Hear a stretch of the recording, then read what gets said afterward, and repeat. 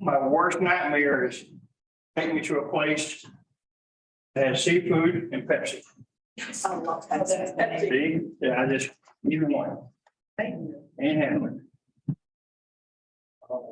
Either one. I have my standards, and that's. In fact, if they don't have Coca-Cola, I probably won't even go there. What if they offered you Mr. Pitt? Insult. Or is that a better alternative? I prefer Dr. Pepper. Oh, yeah, it is a Dr. Pepper. It is, yeah. It's just kind of a Dr. Pepper substitute. But y'all get materials in the back? You have materials back there? Got a stack up in there? Oh,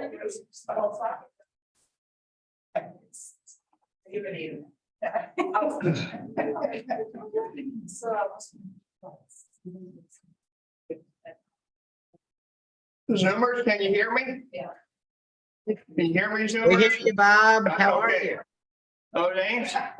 No seafood, no Pepsi.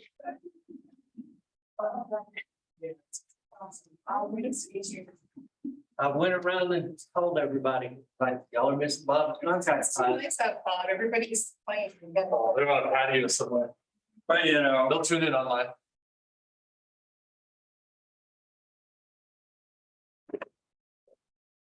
And after the weekend, today's weather is great. do what? After the weekend, today's weather is great. It's real nice out there. Yeah.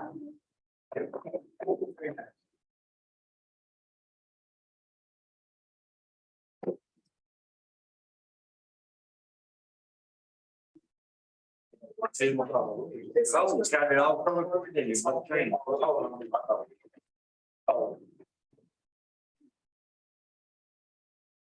Okay. Honestly, everything went from lower taste to top.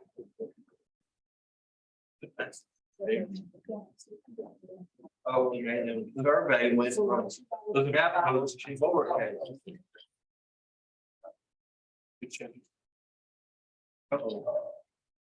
The following notices have been given for attached to this contract. But it was CID.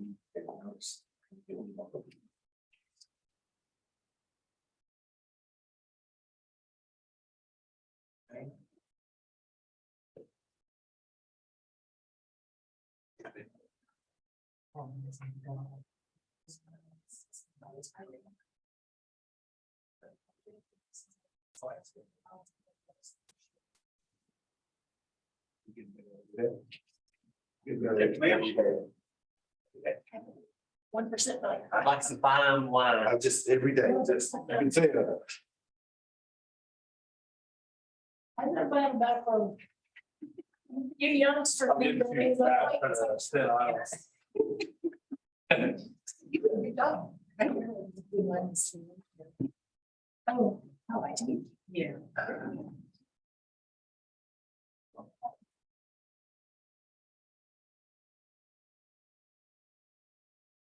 So Zoomers, if I move over a little bit, can you still hear me okay? We good? Okay, good.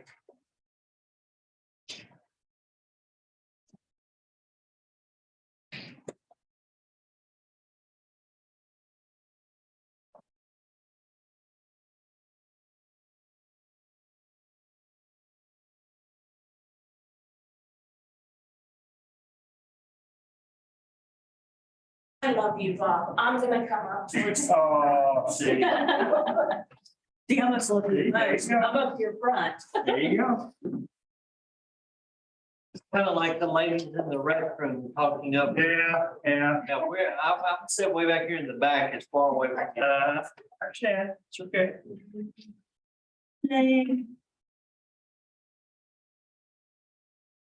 Okay, I think let's go and we can get started. People will wander in. That's how that is. Should any material there, first thing you've got is what we call red line copies.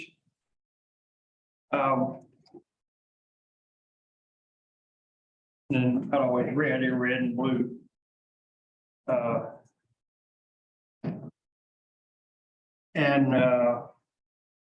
So let's talk about what we have there. and the process of where we're going with this. The broker lawyer committee, which as you know, I used to be on back in the day. In my 6 years,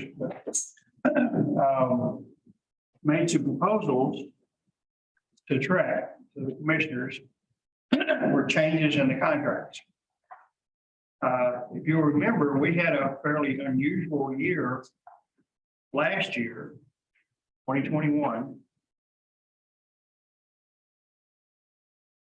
in which we had, for the first time in my memory, two major changes, two major mandatory dates in contract. Very rare. Usually we'll do changes and go a couple of years, do changes. But we had two last year. The major one was effective April 1st of last year. Those were the recommendations of the lawyer committee. The one that we had September 1st was a result of acts of the Texas legislature, primarily dealing with kids. They required new language and an addendum, which we'll see is now going to be proposed to be changed. But so normally we don't have really frequent changes. However, the reasons we generally have changes, either acts of the legislature, changes in the law, things happening in the marketplace. I remember when I served on the committee in my 6 years, we kept getting feedback on a couple of paragraphs and a couple of addenda. And we kept having to revise it. One of the paragraphs that we had a lot of challenge with was paragraph 6C1, which deals with existing surveys. And we kept having to reword it because people didn't understand what we were trying to do there. And so sometimes we get feedback, the broker lawyer committee and the commissioners get feedback from the marketplace saying, hey, I think you think this is what you think you did, but nobody else understands. So you got to change it again, you got to do something. So changing the marketplace is one of the reasons that we have changes. As a general rule, because the broker lawyer committee and the commissioners recognize that changes in the contracts are disruptive. They really create challenges in the marketplace. And so we really try not to do them more often than every couple of years, frankly, as we work through it. So if you kind of look at the last real change timeline being April of last year, and then if they make the changes in the November track meeting, it'll probably become mandatory the first part of next year. So we're kind of almost on that 2-year track as we work through that. So what we're going to look at, and we're just going to look at the 1 to 4 family contract and the third party financing addendum. Actually, we'll look at, I think I've got in there the amendment form and the fixture leases and the residential leases addendum that changes have been proposed. The reason we're just going to look at the 1 to 4 family, one, these are just proposed, so it really won't finally be approved until TRAC's November meeting, which is on November 7th. The broker lawyer committee will look at all the feedback they get in their next meeting, which is October 14th. So this next month, the broker lawyer committee will look at all the emails that they've received in comments about their proposed changes. And they read all of it. One of the first things that the broker lawyer committee does when they meet, and it's a 1 or 2 day meeting, depending on how many things are going on, is they read all the emails that are sent in. I mean, literally, they go through all of them right there in the meeting. And sometimes we're talking several hundred emails, responses. I mean, they go through all of them and make comments, and so they take all that stuff seriously.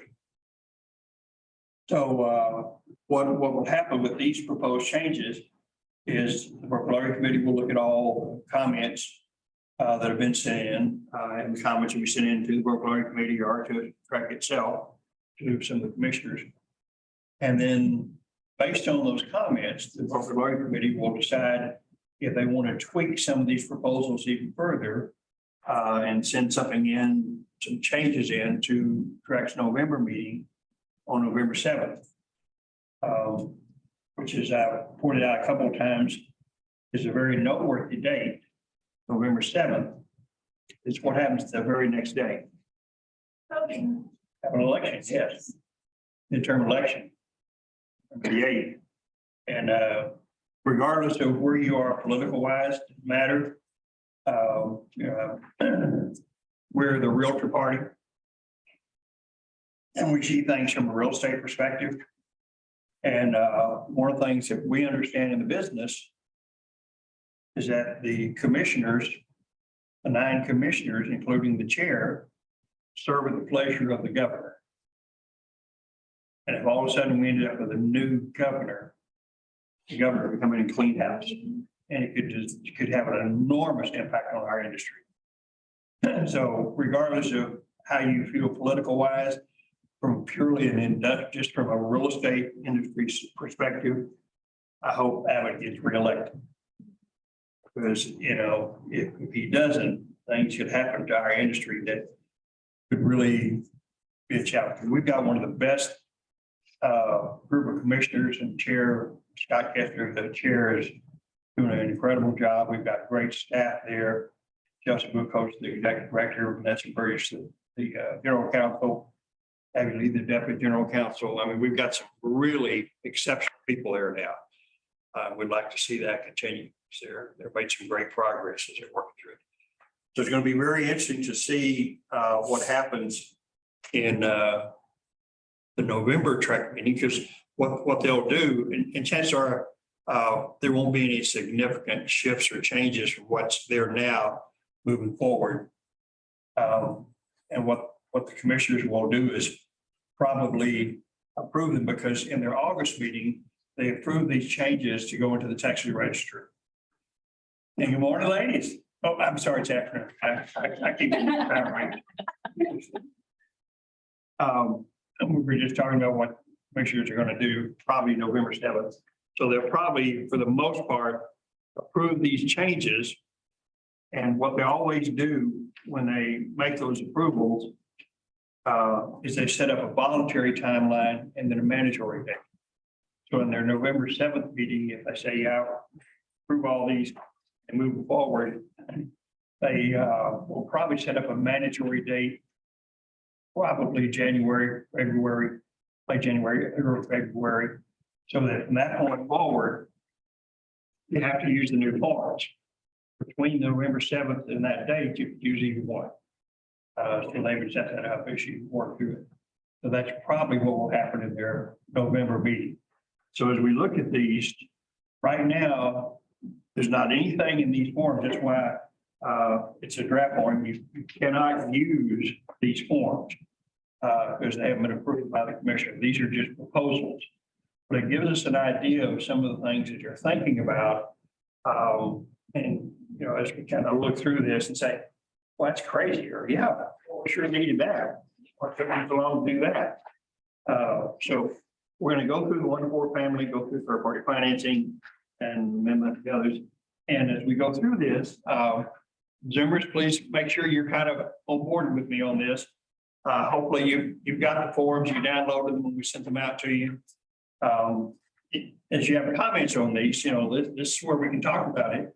I'm still in the process of sending in, probably send it into Vanessa Burgess, the general counsel, track some thoughts I have on some of these. And if you have any, certainly be receptive to your comments or your thoughts on it. That's what we do in these classes. So on page 1, paragraph 3, they're working on trying to define what cash means. We understand in the contract, the way we're set up now, 3A plus 3B has to equal 3C. And so what we're doing in paragraph 3 is the buyer's really doing a couple of things. One, the buyer is saying in 3C, buyer saying to the seller, yeah, I'll pay you $400,000 for your property. 3A and 3B, his buyer says, and here's the money that comes up to that $400,000. The buyer may say, in 3A says, I'm putting $100,000 down. And in 3B, I'm going to borrow 300,000. And so that way the buyer is saying to the seller, here's where the 400,000 is coming from as you work through it. And it's absolutely cannot be violated that A plus B has to equal C. So if you're rolling something into a note or whatever, you don't reflect that here. Here you've got the down payment, you've got the financing, you've got the sales price. And if it's a pure total cash transaction, 3A and 3C will be the same number. And 3B will be 0 as you work through that. So they're working on some language here that says the term cash portion of the sales price does not include proceeds from borrowing of any kind of or selling of the real property except as disclosed in this contract. This is a little bit of a maybe even a loophole in the situation because the way it's worded, let's say a buyer is getting the money from a sale of another property. And if that addendum is included in paragraph 22 of the contract, as far as agreed to it, then maybe that's allowed by says, except as disclosed in this contract. Maybe that discloses in the contract because we were having the challenge. Excuse me, I've got congestion, it's allergies or something. We were having challenges that buyers would make a cash transaction or a cash offer, and where we getting the cash to sell of the property. And remember, unless the buyer wants to create that contingency, there's no requirement for the buyer to tell the seller they have a house to sell. Now they're asked, can't lie about it, but it's amazing how many listing agents won't ask. I mean, listing agent won't ask for proof of funds, won't ask, well, do you have a house to sell? You know, it's amazing how often they ask, easily half the time, which is crazy because if you're a listing agent, you're going to want that information. But the reality is we were having challenges with cash not being true cash to get it from sale of the property or other kinds of situation. The other thing that is a little bit of a iffy thing here is it talks about from borrowing. What does that mean? And like, yeah. Maybe down payment assistance program, maybe a credit line. We had a transaction, one of our agents had a transaction. I want to say of 1.5 million cash transaction. We had the buyer, our agent had the buyer, and our agent said, okay, you know, the listing agent is going to ask for proof of funds. You're going to ask, you know, where's this money? And the buyer said, hey, no, you're talking about it. No, that's the deal. I got the money. It's not a problem. I can close the deal. And he said, I'm not telling you where. I'm not giving you no information. And in reality, what it was is the guy was truly a gazillionaire. He was a multi-millionaire. And he had huge money in the bank. And the bank president said, you know, just tell us how much you need when you need it, and we'll send the money. Not a problem. And there was no lien, there was no borrowing, there was no, it's just, you know, well, it's your money anyway. So, you know, you want $1.5 million of that? Right, here it is. But he wasn't willing to give up any information. And I understand there are circumstances where you have people who are in a certain category. One of the things that I've done in my real estate career is I spent some time in the 1970s as a real estate appraiser analyst in the real estate department for Republic National Bank. One of the 3 largest lenders in the state. And, you know, we did, you know, real estate loans, all the big developers and so forth. We had, we wanted to do a deal for the Hunts on Coit Road in Richardson. They developed that nice little thing right there. And, you know, the normal process for a banker when you loan millions of dollars to even people like the Hunts, you know, you have certain paperwork that you need financial statements, all that kind of stuff. And the Hunts, and they were nice about it. They said, no, you know who we are, either do it or don't. And frankly, we don't care. There's a line out the door, people ready to loan us. And so we said, okay, fine. Not a problem. Here's the money. And so there are circumstances in which you just will deal with it, you work through it and do the process. But it's, the challenge is many people have a hard line of credit, hard money, some things like that. That really is borrowed money. And seller really kind of needs to know that. Because maybe there's some tension, maybe they're gonna put a lien on the property, which means they're gonna put a lien, they may want to have to do an appraisal. So there may be some issues and conditions, so they're trying to clean this up a little bit. There's still going to be a lot of trial and error here. It's going to be a work in progress. We'll see how it works. You know, but the concept is, if you're saying cash, then it truly is cash. You've got that money in a bank somewhere, a financial institution. And it's not borrowed money. It's not a line of credit. It's not hard money. It's nothing like it. It truly is money that's available. So they're trying to do it. I think what we're going to see are some adjustments with this over time. But it's probably a good first try that you work through it. Comments or questions on this first part? Does that seem like it's kind of moving in the right direction a little bit? Think you kind of like it, maybe? I do everything. Do what? For clarity's sake, yes. Yeah, okay. So I was thinking of a scenario in my head when you were talking and I might have missed something. So sorry about that if you've already talked about it. But if somebody says, here's my 401k and I'm pulling from this, That's cash. just making sure. But it's a good question because here's the challenge. Many 401ks have a timeline. How long it takes to get the money. So you don't want to have a closing in 20 days when it takes 30 days to get the money out of the 401k. So when you look at a source of funds, almost any source of funds, where is it now? And what you're going to take to get it from there to the top. And so it's an important point. You know, you could treat that as cash because it really is. Because it's your money. Just like if you were, you know, had money in some account somewhere, money market, something like that, that's accessible and it's available and you don't have to qualify for it. You know, it's already your money. But there are going to be conditions, there are going to be timelines, maybe even tax consequences as you work through this. Yes, ma'am. There's someone zooming that they can't see you. They wondered if you could shift that way. Okay. I'm just saying. Oh, wait a minute. Okay, you need, okay. John, you need to move forward because right behind you, we got a camera. And what we're doing is getting a good shot of the back of your head. Okay, is that better? Okay, Zoomers, are we better?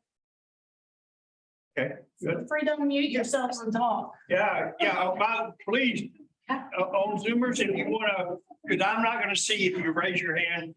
Okay, John says, yeah, thumbs up. So the little things where you raise your hand, I don't see them. Okay, so unmute yourself and yell and scream and say, hey, what in the heck is this? Good, thank you. Put your actual faces on there so we can see it. That would be nice. Yeah, well. Okay, let's go to page 2. Paragraph 5. One of the things that they've done, and you'll see this all the way through here and in paragraph 18, a couple of places, you see where they now have added capitalized term escrow agent. Escrow agent is now a defined term. Before it was lowercase, now it's uppercase, and so everywhere. And remember who the escrow agent is. It's the title company. It's not Kelly Wall. It's not the person at the title company closing it. Although they have an escrow license, TDI, the title company is the escrow agent is defined by the Texas Department of Insurance. So why wouldn't they say agency, escrow agency as opposed to? Because TDI used the word agent. Yeah, Gotcha. so they use agent. So you see all that. So, you know, that's the only change that we're dealing with in paragraph 5 as far as his proposals. On page 3, where we talk about objections.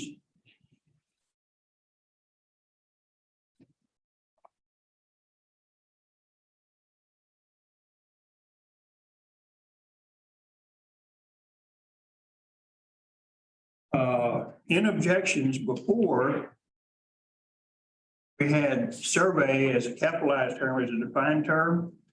And they pulled that down to lowercase, so it's no longer a defined term. Now, I don't know what the attorneys on the committees, what their distinction was about changing that status. I don't know that it has any impact or anything. It's just, an awareness that that's kind of what they've done.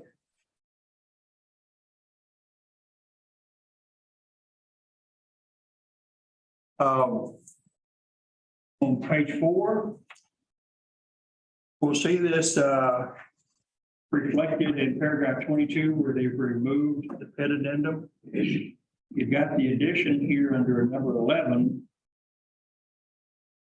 of required notices that deal with MUDs and PIDs notices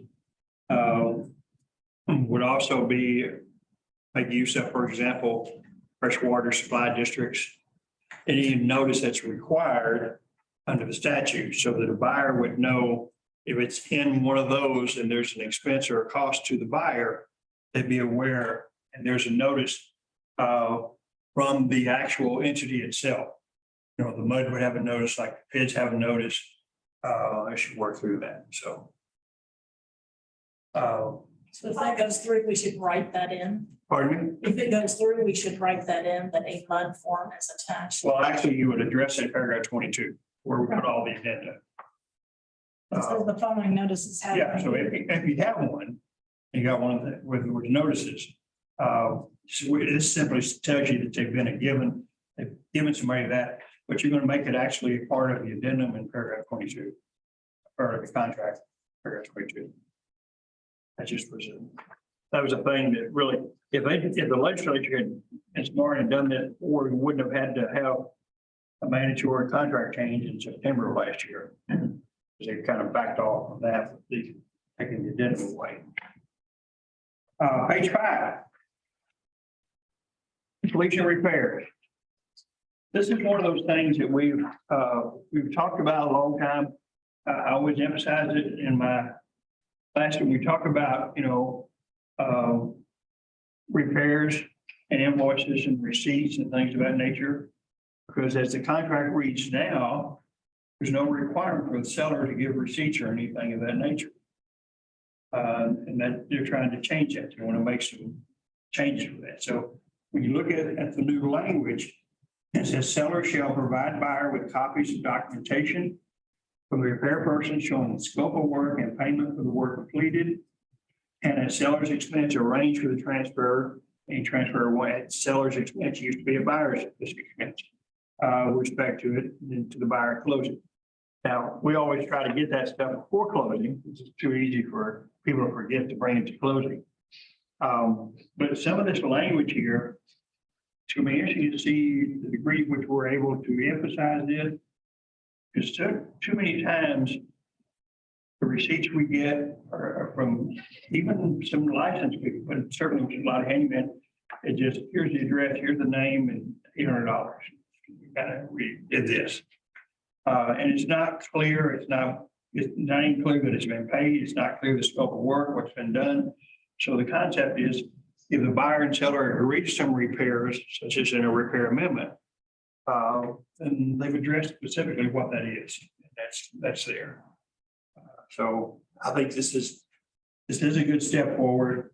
It'll be interesting to see the degree. This is really going to come down to the agents paying attention to this, because when we actually get these, if these are approved in November and we get the approved forms out, this won't be in blue, but it's all be text. And so the agent will have to already been trained on this and be aware that it's there and to tell their seller, oh, by the way, you're going to fix this stuff and here's what you also have to do. You're going to have these invoices with all paid invoices with all the scope of the work and all that stuff. You won't otherwise know to do it.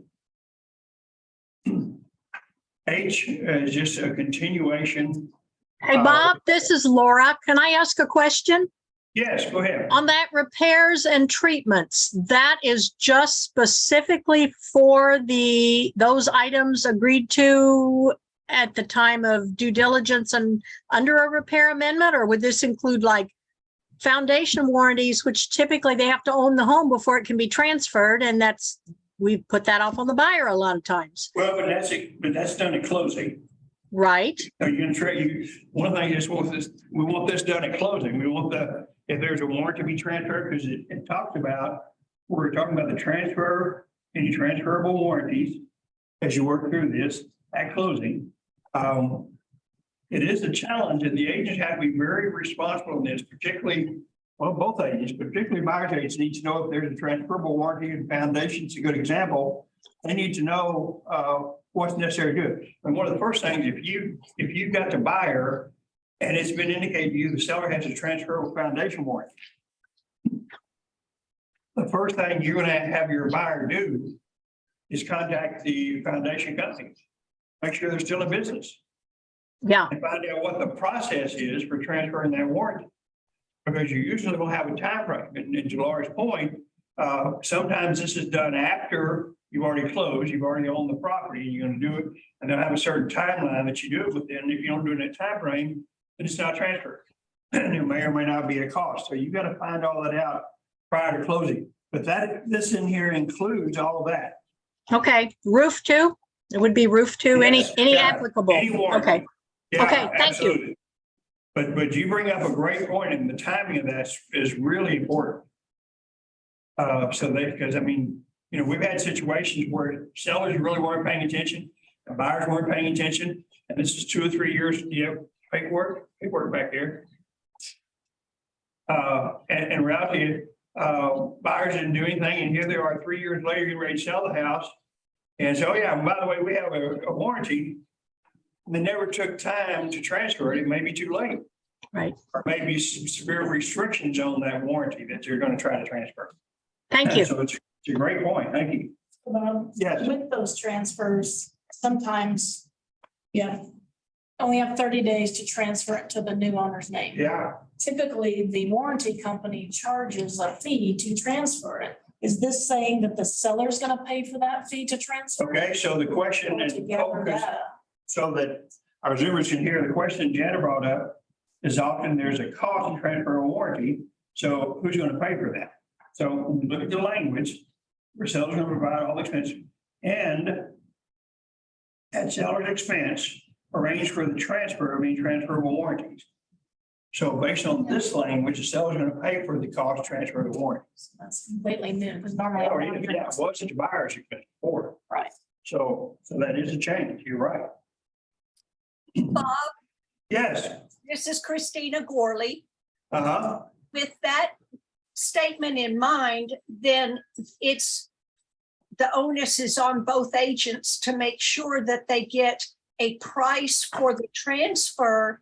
And then is it not correct that that should be included in the closing statement? No, it won't be in the closing statement. It won't be on the settlement statement.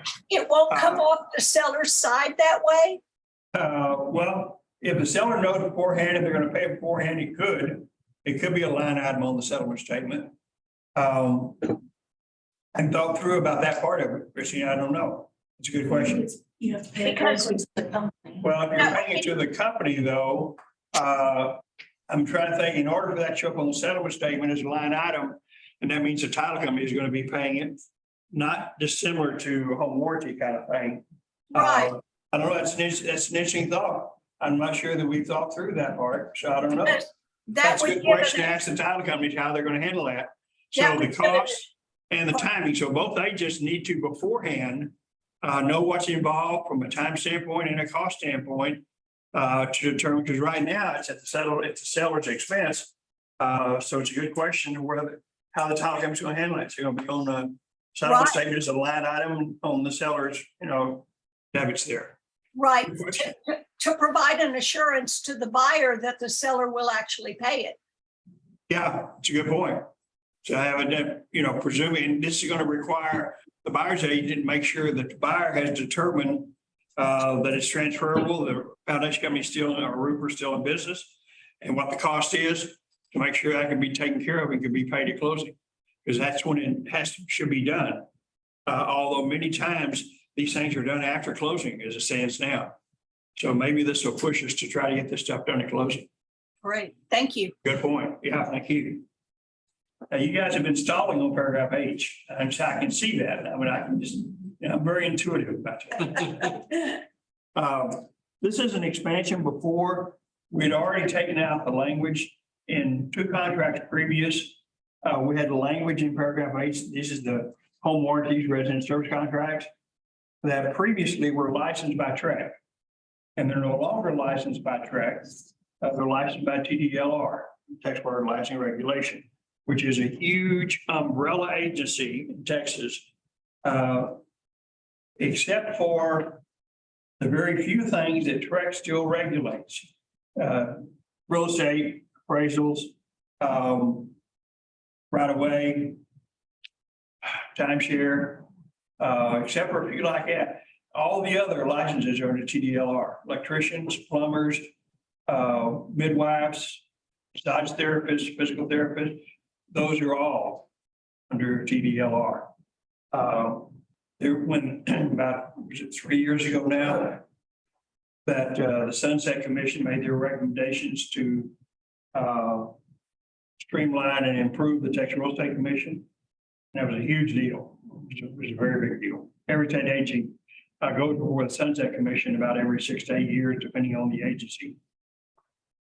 I look forward to when they'll finally make something happen for, Department of Public Safety when you get your license off, yes, so you can probably not have to stand in line for 8 hours. Parents before they take babies home from the hospital. Yeah. Some parents need some. Parents need some training and education.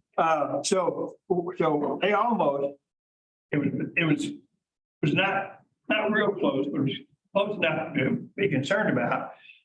There was a proposal to take TREC and put it under TDLR as opposed to being its own agency. And when they really worked through and started thinking, said, no, what TREC is doing is too much, too big. It impacts on the consumer and industry too much. So not proper to put it under TDLR. But just about everything else that's licensed falls under them. And so what they're doing is expanding the language where this, and resident service contract, homeowner warranties, they're licensed by Texas Department of Licensing Regulation. It's got the language in there. TDLR. Track shouldn't go under them anyway. I let my massage therapy license expire about 8 years ago and they still haven't told me it's expired yet. So let's not go to TDLR. I'm on the mail list for a bunch of agencies. One of them is TDLR. I get all the emails about the meetings and things. And when I look through some of the things they like, they go, really? I mean, it's amazing, pipe fitters and everything you think of. Okay, so let's look on page 6. We've added something, and then these are under, the notice, the closing statement for 9, the closing. If you want to know what has to happen in closing, there it is right there. Number 5, private transfer fees, as defined by Chapter 5, September G of the Texas Property Code, will be the obligation of the seller unless provided otherwise in this contract. And we'll see later, although I don't think it's one of the addendums we're going to look at, major HOA addendum. We essentially outlawed private transfer fees a few years ago by an act from the legislature. I mean, it actually took a vote by the general election by Citizen Texas because it was an amendment to the Constitution where it eliminated the practice. Developers were setting up development and they were setting up in the deed a transfer fee so that every time the property sold, money went back to them. They got a piece of the action every time it sold, private transfer fee. And that was just increased, added to the cost of the legislation. Yeah, that's added to the cost of consumers. We need to not be doing that. And so we were able to do that. There are some exceptions to it. But for the most part, and this is simply an emphasis, letting them know, says, yeah, those private transfer fees can't be done. At the same time, we also were successful in reading in the Texas Amendment, the Constitution, essentially the elimination of sales tax on our commissions. There was a proposal that there would be a sales tax applied to our commissions. There are a number of states that have that. And in every case, it started out really low and was always for a good cause. $50 to go to the school for the blind or the deaf or the whatever. I want to say it's New Jersey and their tax is now at 6%. 6% sales tax on the commission, 6%. You don't think that's going to create a challenge? You have to impact on that. So we said no. And so we were successful in not having that happen. That's your $3 dollars at work. That's your lobbyist, Texas City Realtors. Was a pretty big thing. Our lottery's supposed to cover everything, so we shouldn't need. But yeah, lottery. And I'm feeling guilty because I was going to buy a lottery ticket. I guess I better do that now. Because it's for a good cause. That's what they say, Yeah. less than 1%. Well, but I go to it because I do buy lottery tickets, but I diversify. It's important to diversify your investments. I buy Lotto and I buy Mega Million, I buy Powerball and I buy next two steps. You gotta diversify. Yeah, You never know. I like that. Otherwise, just do one, that's not. Now, paragraph 11. We have evolved over so many years where we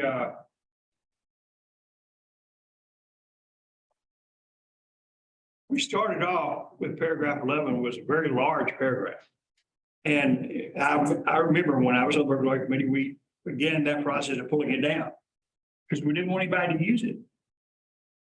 Because people were using it. Trek had not yet gotten on the warpath dealing with the unauthorized practice of law. They're on it so much now that they've actually created a working group dealing with unauthorized practice of law. And there are two areas in the contract where we find ourselves dealing with the concept what we're going to talk about paragraph 11. One is paragraph 11 of the contract, and the other is paragraph 9 of the amendment form. Because this is a nice big blank area where if people want to say, this or that, or whatever. Before, for example, before the appraisal addendum was created, we do that paragraph 11. We create a contingency, this property needs to be sales price or whatever, all kinds of language. And agents were doing that. And they can't. It was unauthorized practice of law. And that's why the Broker Lawyer Committee created that addendum to try to keep the agents from doing it, because that was the dominant thing they were doing. Then they went through the process and they started dealing with other things like escalation clauses and other kinds of things that they work through. So they've tried to continue to expand on what you can do with this. And so they've changed the statement that we had before. And so we look at the new language. So this paragraph is intended to be used only for additional information. And that's a change from before we had factual information, factual statements. It's additional information items. An information item is a statement that completes a blank in a contract form, discloses factual information, or provides instructions. Real estate brokers and sales agents are prohibited from practicing law and shall not add to, delete, or modify any provision of this contract unless drafted by a party to this contract or a party's attorney. We already knew we couldn't practice law. One of the interesting little things that this does is it points out who can do this. We've always known an attorney could do it, but it also says, or drafted by a party to this contract. And it's true in Texas, the buyer and the seller, the parties to the contract can change anything. They can add things, they can delete things. They don't have to use the track contracts. We have to provide them with them, but they can do whatever they want. And you sit down at the bar with a cocktail, napkin and do a contract. So a lot of latitude for parties. So this tells the party, hey, if you want to put something in paragraph 11 to deal with different kinds of issues, and it could be as simple as, we just had this with one of our agents, and I had to explain to him several times. I said, no. He said, well, it's a pretty simple matter. You know, it's going to be one of those things where we want to address the refundability or non-refundability of the earnest money. Because at a certain point in time, what the seller wants the earnest money to be non-refundable. I said, okay, they can agree to that. So what I'm going to do is that we'll put it in here. He said, what I'm going to do is we'll put it in here. And for instance, I'll just put it in there, non-refundable. Really? When you just practice law. So just tell me which law school you graduate from. And did you pass that gosh almighty bar exam? How did that work out? You do it. It's got to be an attorney. And if the client decides, well, they're going to do it, we have to, in writing, tell them to seek legal advice. Because we don't know what they've just done. We don't know how it affects anything. Just putting the phrase in there, non-refundable, doesn't tell us the story. But explain what it means. Well, yeah, after 20 days after a day of contract, first money is non-refundable. Well, how hard is that? Well, under all circumstances. Yeah, under all circumstances.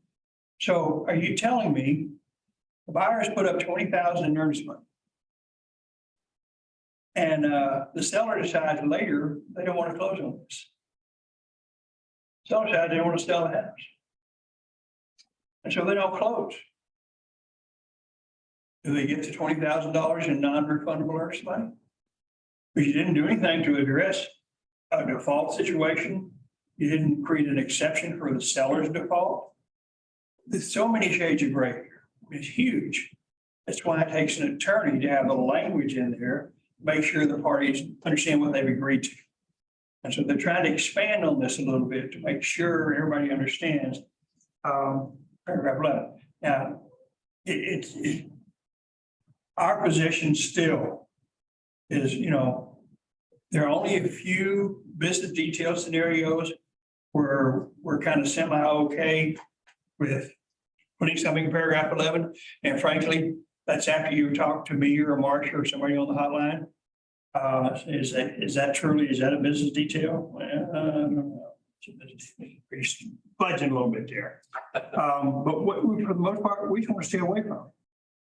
Because when the buyer and sellers who have the right to do it, put something in there, the buyer is presuming the seller on the other end understands it the same way the buyer meant it. And we know that's just not the case. People have their own, you know, when the buyer says, here's what we want to do. So I said, okay, sounds good to me. They may walk away with a totally entirely different idea of what they just agreed to. Even with good attorney language, there's still disputes. Certainly can't be, our situation. So we just stay away from paragraph 11. You know, don't be deal. So if a seller or buyer wants to draft and we've recommended an attorney, they don't want to use an attorney, they just want to make their own draft. They get to do that. How do we word it since they're not technically supposed to fill out the contract? Okay, so a good question here. Well, actually, they can fill out the contract. So Janet brought a point. So let's say we've got a client, we've told them you need seek legal advice, and the guy says, yeah, I'm not going to talk to attorney. I know what's doing. I'm going to write it. I'm going to do it. And so Janet says, so how do we do that? Well, two ways. One, if we're going to put it in that paragraph, we want written instructions from our client. Our client sends us an email, and emails are okay. Courts like emails. They're timestamped and dated and all that good stuff. So the client in the email says, this is the language that I want to be inserted in paragraph 11 special provisions. We got that. The other, and it's my preference, I want it to be in paragraph 11 in their handwriting. I don't want to be any question who came up with this. But the reality is, we have to tell the seek legal advice, they don't have to do it. We have to tell them. Just like they don't have to use the contract forms. We have to provide it for them. When we talk about these forms are mandatory, what is mandatory is the agent's requirement to give this to the client. And the client can do whatever they want to do. So it's a little bit of a tricky situation. Do they need to sign if they write it? Yeah, I'd like an initial, so of course, now the initial bottom of the page anyway. And the timing of when it was inserted in there. You know, if you really wanted to work with them really hard, say, okay, it's going to go in your handwriting. And I want you to say, I, the seller, am, you know, inserting this in here because I want this in and then have them sign it. And what happens is you begin to create such a requirement that there's not room for it. So maybe that, but yeah, you want to do as much as you can to document the fact that they chose to do it and that you give them good advice, actually, as an email. Jeannie? I was gonna ask if you ever had anybody do their own contracts. Well, yeah. Back in the 80s, we'd have a lot of investment situations, FHA, MBA, you know, totally assumable, freely assumable. With investors with their own typically 1 or 2 page contract forms. Had that a lot. And you know, what we had to do is just say to our clients, is, hey, you have an attorney look at it. Because we have no idea what it really means, you know, what you're agreeing to here. The other thing, and I've had, back when I was doing production, I've had clients in certain things. In fact, I had a client, an attorney client of mine who had a house to sell, and he said, I'm not going to use that addendum. I said, well, it's got a kickout clause. And I don't want the seller to be able to do that. I says, but I'm okay with telling the seller I've got a house sale. I says, how are you going to do that? I says, well, we'll put it in paragraph 11. It's okay. It's going to go in there in your handwriting. Okay, fine. I just want to let them know that I've got a house sale. So he put in paragraph 11, put in his handwriting. Everything was fine. It was good. You know, one, he was an attorney already, so that was okay. Although he was not a real estate attorney, he was a criminal attorney. Actually, he was a judge at the time. So I said, okay, get in there, so we make sure that's done. Work. But, you know, it's important for us to make that distinction between what we're obligated to do and what the principals are obligated to do. And remember, TREC does not regulate the principals. TREC doesn't regulate the buyers and sellers. They regulate us. They say, here's what you've got to do. And say, Bob, when you see that word mandatory, it's mandatory to you. Guys do whatever we want to do. Yes, sir. So I have a listing, let's say, and I get an offer with anything in special provisions. What are the steps to take? Okay, so the question that Larry makes is he's got a listing, he gets an offer with some things in special provisions. And we're not even concerned right now, good or bad or whatever it is, but there's an important concept here. And I had a recent, this was actually through a Rockwell office, TREC issue. I had a conversation, a little over an hour with the TREC investigator on a case. And part of that conversation dealt with the language in special provisions of a contract. And one of the things that was clear, my agent had the seller. And it was clear that the language was from the buyer's agent. And the TREC investigator said, you need to be absolutely clear. If you allow your client to accept an offer with that language, it's now your language. How can you determine if it's the buyer's agent's language Well, or the buyer's? We asked the buyer's agent. And so this is some interesting language. Did your buyer come up with this? Oh, no, I did. We do it all the time. And but here's the important point. If you allow your client to accept an offer, buyer or seller, doesn't matter. Whatever language is in there is now your language. Doesn't matter where it originated. You allowed your client to do it. The only protection you can have at all is in writing. Advise your seller. Say, hey, you need to understand that this language in here that's set aside says, I'm advising you to seek a legal advisor, whether you accept it or not. I have in no way, shape, or form am I endorsing or recommending or having any comments at all about this language. I can't even tell you what I think it means. But you need to understand, if you don't do something like that, the TREC will say, that's your language, it's the other agent's language. Both of you are responsible for any language that the clients accept and have in the contract. So you're responsible for that. So your step, if you've got something in there, say your case seller. And you can honestly say this, by the way, this is not a, or it says, you know what? I see what they've said. I don't have any idea what it means. I don't know what it legally means to you in the contract. You need to seek legal advice. I can't make you, but you need to. And you've got my advisory here telling you that's the case. Whatever happens moving forward, that's your responsibility. Because I've advised you against it, because I don't know what it means. And you don't, by the way. It's not just a CYA thing. You really don't know what it means. Some stuff that you go in there, you think, well, yeah, I kind of think I know what they were meant by that. Well, but that's what it is. And your worst case scenario is if you end up in court and the judge looks at it, why is this person in the room? I sure ask them, what do they think he meant? So, well, now you're relying on the experience of the judge to interpret something in the contract. Never, ever do you want to be there. You don't ever want that to be happening. You can't trust that the judge's sets of experiences are going to support what we want to do. Not a good thing at all. Does that answer your question? It does. The important point here. Okay, but this is, I really want to have it because I've had this happen too many times. I mean, aside from this one I just talked about, I've had agents say, I said, how did we end up with that link? She said, oh, it's the other agent, Bob. Said, no, it's you.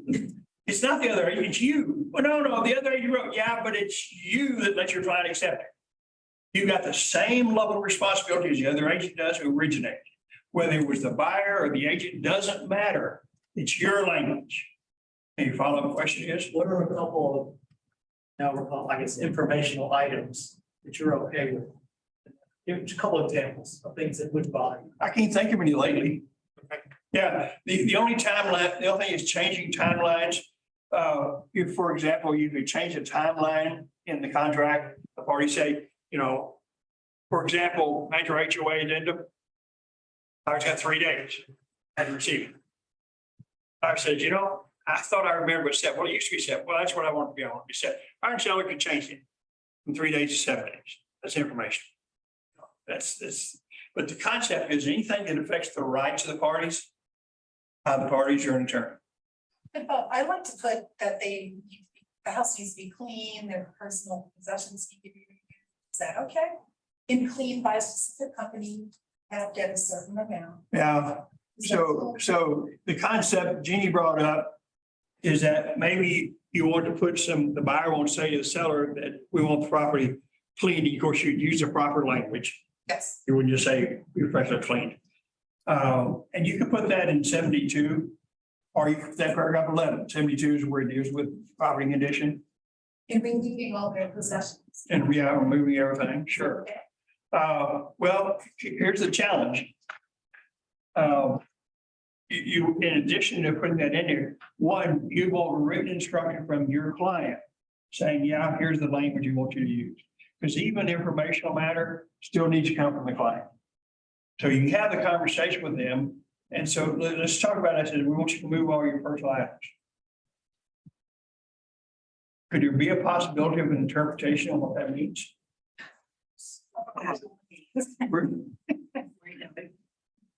One of the things that we generally have in commercial, we have some generally accepted terms. Vacant and broom clean is one of them, which tends to be so well accepted in the industry that we know it says vacant means everything that's not part of the real estate is gone. Anything that's not part of the real estate is gone. Now, the next challenge here in dealing with that is, we want you, as you go to remove it, is that you're now saying to the seller, you can't leave it. Now, what's the penalty? What's the consequence? Because the seller should go, you know what? I just want to move that stuff. I'm just going to leave it. Your buyer can have it. Does that rise to the level of default to the point where the buyer can say, well, you're in default. I'm going to paragraph 15. I'm going to sue you and I'm not going to close. I don't know. Well, most of the time, wouldn't that come up after closing? Well, they're going to always do a walkthrough. Well, Your clients are going to always do a walkthrough, except when they're out of state and they're buying sight unseen. Yeah, that's. Yeah. We had a transaction back when I was doing production. In fact, it's the same guy, the attorney I was talking about. And we realized this, when this happened, we kind of thought through future deals. to work through it. The sellers had several big dogs. And the backyard was just full of dog food. I mean, you know, and nobody thought to say the seller's got to clean all the dog food out. And, you know, and there was a swing set in the back like that, and the buyers had, you know, they couldn't even use the backyard because it just, you know. But you wouldn't automatically think, you know, seller, you got to clean out all the dog food in the backyard and, you know, whatever, unless you've had that experience. Now you think, oh, man, we're going to address that. So you're okay with us putting that? Provided what? Provided what? You have your client give you written instruction, here's what I want to say, and you say, thank you very much, and oh, by the way, you do need to seek legal advice to make sure an attorney agrees with you that what you think you just said is what you legally said. This is a tricky area. I mean, it's a challenging area. And we have a balancing act. About the same time, we want to support our client. And it's not, can't just be a total CYA kind of thing, where we want to help them and support and go through the process. But we need to also not create any extra potential for a dispute. Anytime there's a dispute, risk everybody in the transaction. Yes, ma'am. So you're saying in this paragraph 11, anytime a client wants to fill it out, your suggestion is you have them talk to an attorney? Yeah. Yeah, anytime they put anything in paragraph 11 or paragraph 9 of the amendment, we advise them seek legal advice. Can we refer by the attorneys that Well- we're related to, They what? like one of the Republic Title or? Well, yeah, we can send them a list of attorneys, depending on the nature of the event. Sometimes our title company attorneys are help, you know, having a conversation with Charles Kramer will provide the language on a number of situations as well as Kelly Milligan. We can now make sure that your client has signed the vendor statement policy form that we're not endorsing or recommending. And, you know, give them 2 or 3 different attorneys who can kind of help them with some of the language. We just want to make sure they're clear that we don't want them to see this as our attorney. Because one track prohibits us from directly or indirectly paying legal fees for a client. We're not allowed to do that.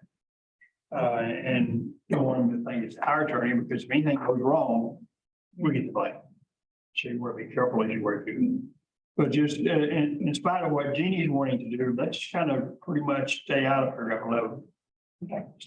From now on. Stay out of the dog food. Yeah, although, you know, she does bring up a good point, conditional kinds of things like, you know, particularly if you have a specific thing you want to have removed. Because as we know in the contract itself, sellers have no obligation to leave the property vacant. You just leave all that cluttered furniture and all that stuff, just leave it all. So I say, hey, if a buyer has had that experience or you've had that experience and it's an older cluttered house, you may want to address that. Yeah, the buyer may say, well, I think it's going to cloud my offer. I don't think I want to bring that up. It's not a big deal. We understand that he may leave all that stuff and we're going to have to pay for it. But because you've had the conversation with the buyer, seller's not required to do it. The buyer chose not to put that in the offer. And the buyer's not going to look to you to take care of it. They understand they made the choice for you to do that. That makes sense. Flip on to page 7, paragraph 18. I'm sorry, top of page, paragraph 13. I made some clarification of prorations and deal with rents and prepaid, regular periodic maintenance, and talks about in the dues. So I just made some clarifications of proration. One of the things that we're going to talk about, it probably won't be until either the second class in October, may even be the November class, where we're going to talk about the proration issue this time of the year with taxes, your escrowing taxes and insurance, some of the challenges we have. There's financing. Notice in paragraph 17 and 18 where we make the change for escrow agent, capitalizing it. And they've gone through the process in paragraph 18B, where they've established title companies has always had the right It's always been, even before, in paragraph 18, that if the transaction doesn't close and a party is receiving the earnest money, that if that party has incurred expenses in the transaction, the title company can withhold the amount of those expenses prior to, out of the amount of the earnest money, prior to releasing the earnest money to the party who's responsible for the thing. That's only the party who's responsible and the party who's receiving the earnest. So the seller getting the earnest money and the buyer is responsible for the survey, then you can't take that out for the seller before you give them the earnest money. It has to be the party who's it's their responsibility. And they're the one receiving the earnest money. So they said they have good language in there to confirm that.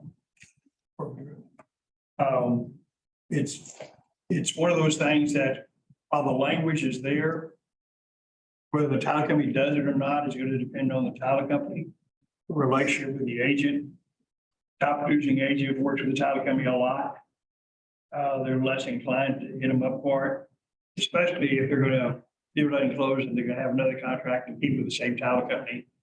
And there are actually at least one, if not two, survey companies that won't charge. If it doesn't close, they don't charge. Say, well, just use it on the next one.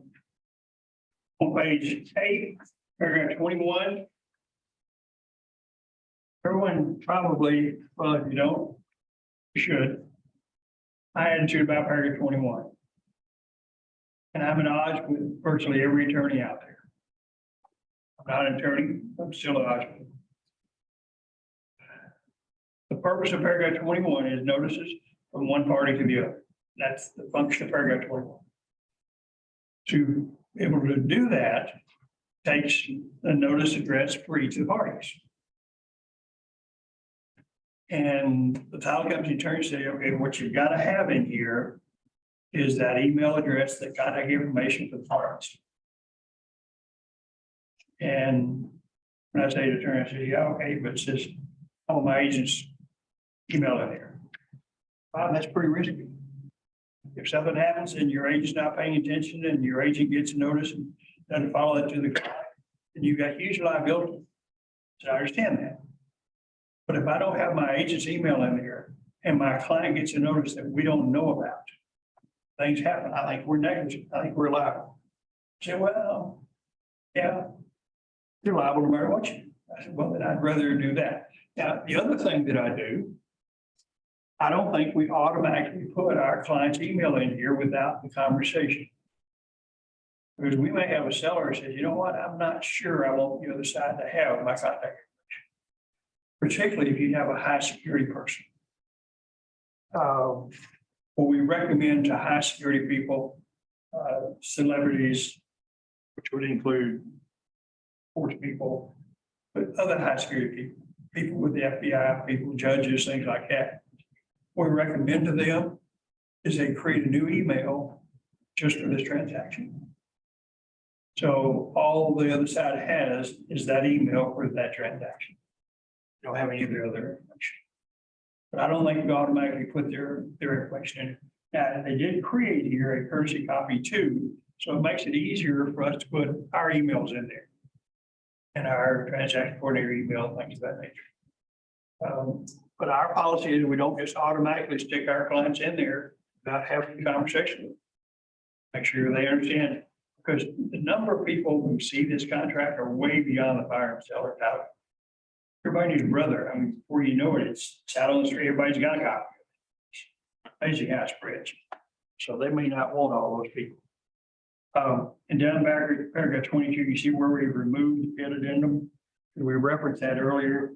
Paragraph in dealing with that. It doesn't mean that the addendum itself has been repealed. You still have the addendum. But what's happened is the PIDs have notices that can be used. Like you use the addendum or you use the notices from the PID or corresponding district or whatever might be.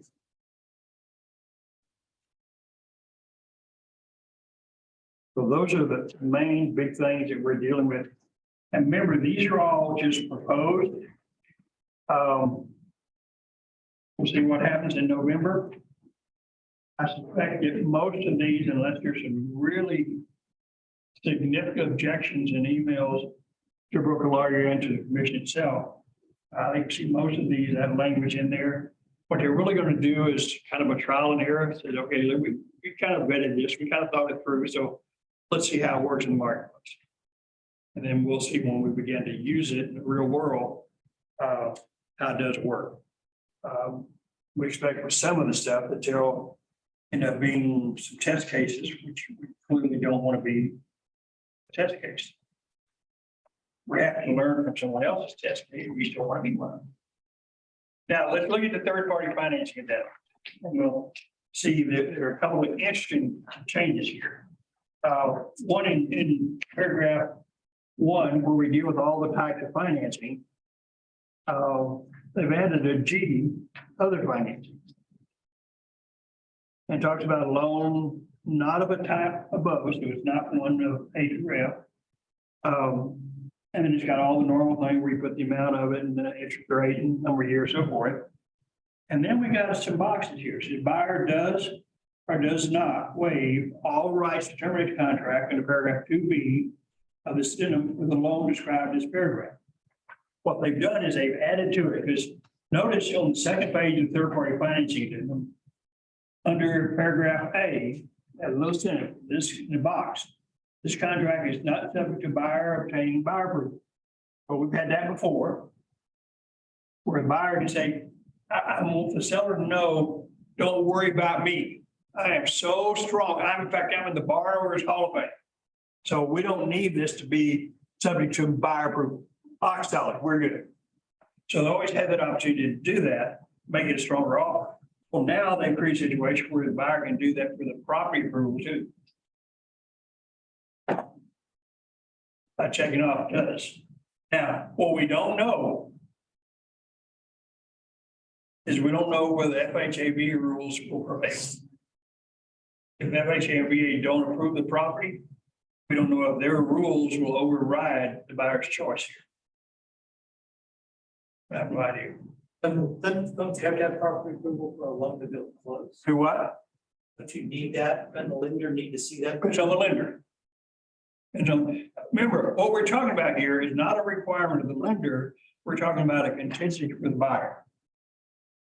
So the buyer is saying, okay, yeah, I understand my lender's going to do an appraisal. My lender's going to check on insurability, et cetera, so forth. I can't tell what the lender what to do, what not to do, because they're not part of the contract. But if the buyer's lender does not approve the property, what's happening now by waiving this right here, buyer's now in default. Buyer says, well, it's not my fault. It's my lender. My lender didn't approve the property. Yeah, but you waived that contingency. So they put their Took it own out. money in risk, It just- and they can be sued, right? Oh, yeah, absolutely. I could lose earnest money. They could be under paragraph 15, the default paragraph. So it's just like when the buyer checks the box on buyer approval. Yeah, it's not subject to buyer approval. You now say it's not subject to property approval. Doesn't mean that the lender, it does not affect the lender in whether or not they approve the buyer and approve the property. What it does is affects the buyer's contingency, whether or not it's created a contingency that protects his earnest money. Here he's putting his earnest money at risk. Buyer saying, first of all, to the seller, don't worry about me, totally approved. And by the way, I feel so good about your property, that's not going to be a contingency. So if something happens and my lender doesn't approve me and my lender doesn't approve the property, I've got to close the deal, otherwise I'm in trouble. And you can go to paragraph 15, the default paragraph, and come after me. So Bob, I have a question. Does one of those two boxes need to be checked regardless of whether anything is inserted in paragraph G or not? Yeah, so what she's looking at, and deal with paragraph G, where buyer does or does not waive, buyer's gonna have to make a choice there. Okay, so that's not unique to the other financing portion of that The paragraph. other financing, by checking the box, you waive the buyer approval. So here, you can waive it or you cannot waive it. So you don't have a whole separate little box saying buyer waives right of property. Here, you're making a choice, and then one of those boxes does need to be checked. So buyer Okay. does need to make a decision, they're gonna waive for property approval or not. We're on the third party financing. Did that answer that question? Sort of. I thought I read this as loan not of the type above from. I thought maybe this meant, I wondered if this meant private financing. So this relates to the other financing we've already referenced. Well, in this particular situation, we're talking about other financing. Right? A loan that's not of these, so it's not a conventional any of these up here. It's a Okay. different type of financing. What this was, in my opinion, what was this directed to was hard money left. Right. That's what I read it as, And which would that's then really mean, all that applies to. So Okay. if you check off, does waive, you're doing that for the hard money lender. You're not changing that for a conventional loan. Conventional loan to be still applies. so this only applies if you're checking box G. That was my Yes, only question. if it's Okay, box G. perfect. Other Got it, type of got it. financing, that's the only time that applies. Thank you. That was the clarification. question. Good Thank clarification. you. Thank you.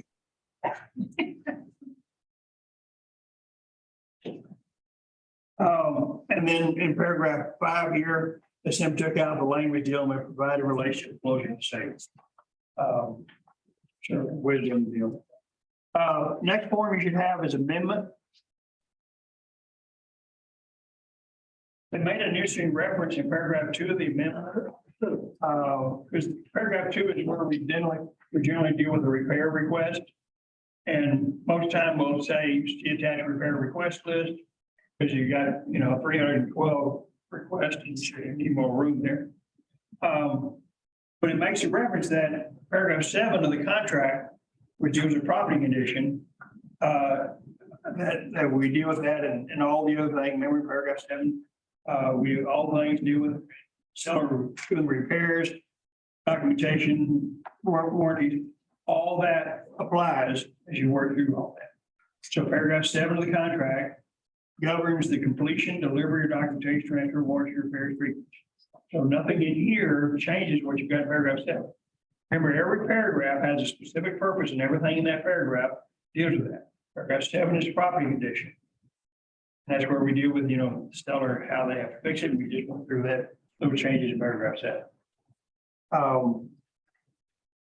Paragraph 9. When you see paragraph 9, think about paragraph 11 special vision, same concept. Same concept. In paragraph 9 is just like paragraph 11 where people add to do those things that are not addressed otherwise. And one of the things that we see in paragraph 9, where they want to make some changes, they want to add addendums, for example. Because they didn't know at the time about something and they had maybe a temporary lease, not a realty item addendum, maybe a settler with a property addendum, which they hadn't included before, and now they did. Backup contract, anything different kind of would be back. So you add that, and we've got the same rules apply here. We practicing law, it's got to be the principal or an attorney of the principals to do it, so you have to be careful with that. Where I see this a lot is where they're adding parties to the contract, they're changing parties to the contract. Maybe they have a husband and wife, and they've only got one of them there, and they need to have the other, because Lynn said, "Oh, we gotta have both of them." Things of that nature. You give the amendment? Yes, ma'am. So you're saying you can add addendums here? I guess. Yeah, in fact, this is where you would do it. Okay. Yeah, because remember when this form is used, after we have an executed contract. So there's an addendum that was not included in paragraph 22 of the contract. So we've got an executed contract. And the concept is when that contract is executed, you laminated it. So you can't go back in and change anything. It is what it is, but that's it. So we're going to change it legally here. So we're going to add an addendum here. The parties agree to add the attached executed addendum to the contract. So you would include that addendum as you would have it attached to the amendment. You reference that there in the amendment. You'd have it attached to it. And you'll send that over and everybody signs the amendment and they sign the addendum. Maybe they discover after the fact it's a short sale. Didn't know before. So you're going to add that addendum.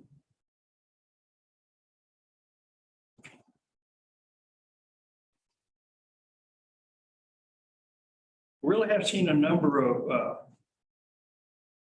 name changes, adding parties. We've seen that a number of times. Does the short sale have to be disclosed in the contract? Well, if it's a short sale, what we've got is a non-party to the contract that has to approve the contract. Right, That's the seller's lender. right. And so the buyer needs to now know about that. So you're gonna need to add that addendum. Oh, you add the addendum. Yeah, It's yeah, a short that- sale and is it- The short sale addendum. okay. Look at the addendum regarding residential leases.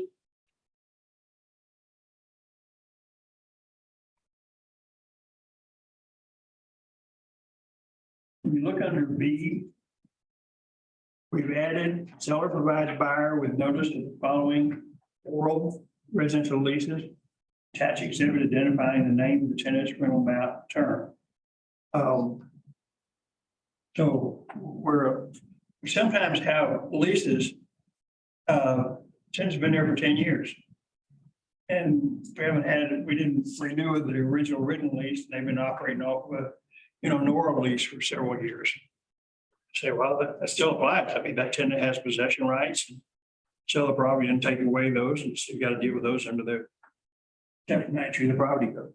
So they added that language to deal with that. I don't know why, although I'm trying to be optimistic that it's a good step forward. That in paragraph B1 that they've taken out the phrase check one box only. You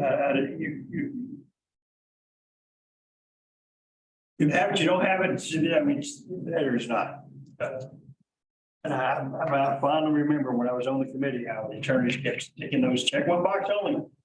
And all the brokers, we'd all look at attorneys and say, why are you doing that? Well, your realtor, all that right. So we got to give you really clear instructions.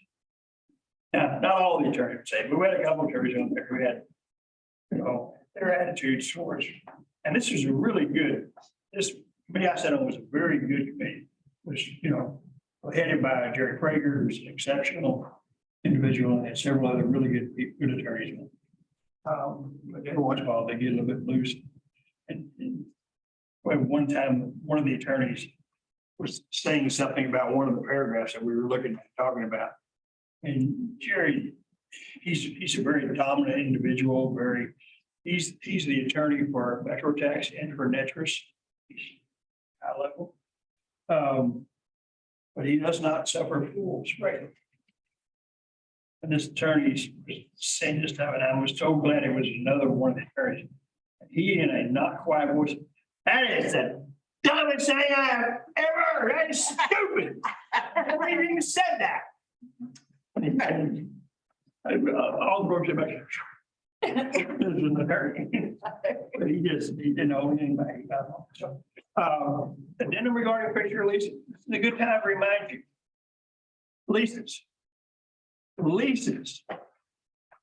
We don't care that the seller owns it and has a loan against it. It is here for leases. I scared them off. See, I've got to remember not to do this. And then Bob, if you're going to yell, we're going to leave. So this is for leases. Not when they own it. And they've got to finance. It's for leases. And so we've got in paragraph, A1 there, we got some language where we talk about it closing. And so we say, and they've changed the language here where buyer shall assume, seller shall assign the following. And you check the boxes. And it's changed the language, the reverse language where except following. So now say, we're going to sell, we're going to assign, and we're going to include those. And however many there are. And other, for example, you could have, somebody said that you could lease, I want to say it was an AC system, air conditioning system. I didn't know you could lease AC out of you on your own. But if there's anything else, Generator, maybe. maybe a generator, anything else that you might have a lease on, deal with that. And then in B, we talk about the oral leases. I just can't imagine a fixture lease that's oral, but evidently they have some out there, so we now address that. You work through it. So those are proposed changes. We'll see what happens in November. A lot of that's gonna happen based on what happens in the October 14th Working Lawyer Committee meeting and see what they come up with there. Now, I've got some handouts that I want us to talk about because this keeps happening, guys. And you know, everybody says this about me. I'm a really nice guy. I'm kind, I'm sensitive. Until. I hear your conversations next door. I've got a little thing in my office and I've gotten some black on it. Little, you know, we had little sayings on it. Says, I'll be nicer if you try to be smarter.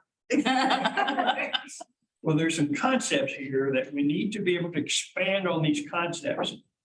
Understand how many more things it affects. So here we've got 7 concepts about the contract, and everything flows from these concepts. And remember, I am not big on memorizing contracts. I'm big on understanding concepts. You understand the concept of it, you can analyze and you can think through everything else. So the first one, once the parties have entered into an executed contract, neither party can be required to do anything that was not agreed to in the original contract. Now, we understand that up here somewhere. But then when I hear the litigation, okay, we're really making sure that we emphasize to the buyer that the seller is not going to do any repairs. But we had to put that paragraph up, seller will not do repairs. Well, the seller, if the seller has not agreed to repairs, then there really are a couple of places that can happen. One is 72 in the other paragraph 11. If seller hasn't agreed to repairs, you cannot require the seller to do anything that was not agreed to in the original contract. You cannot be required to do anything not agreed to in the original contract. I just had an interesting conversation with very seasoned agent. Said, well,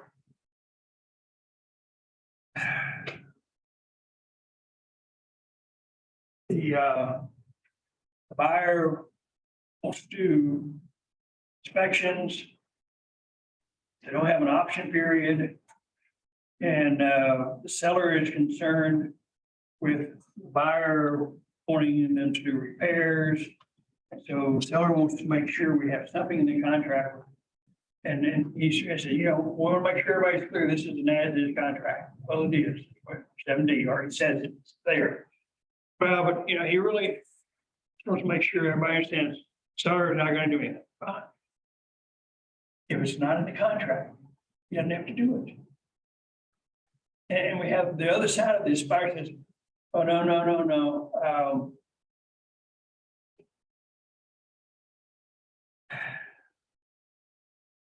This is a health issue. This is a safety issue. This is a code issue. Seller has to do it. No, it doesn't. There are no repairs at any level the seller has to do that's not agreed to in the contract. Now, the consequence is the deal may go away. Or may not close. The buyer, you know, may have some other basis for termination. The seller not agreeing to repair is not a basis for termination. Maybe the reason the buyer used one of their other rights termination. It's not in the original contract. It's not exist. Agreed to there, it's not. Which means you need to understand, and this is one of the things we'll talk about next Monday in our class, the due diligence process, buyer standpoint and the seller standpoint about everyone understanding what they actually have agreed to in the contract. But it's one thing to understand the concept of, yeah, okay, yeah, if it's not there, yeah, it's not there, you don't have to do it. Well, okay, give me 27 examples. Okay, maybe it's only 20.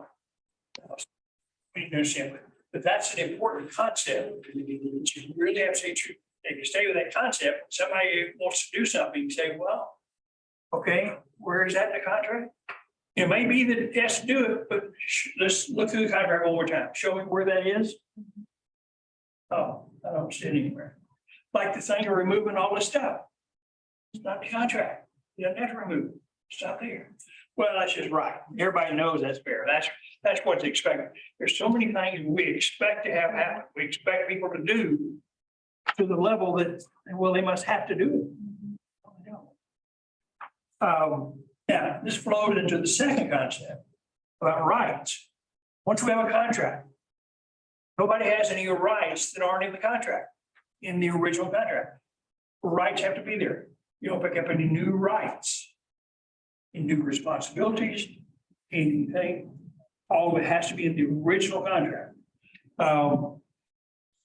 Give me an example of a right the buyer might have or might think they have in the original contract. In the current contracts we have now.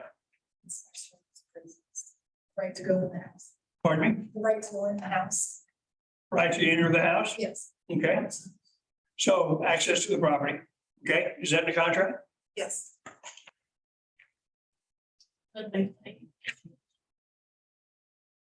Which is under federal law. So let's talk a little bit about access to the property.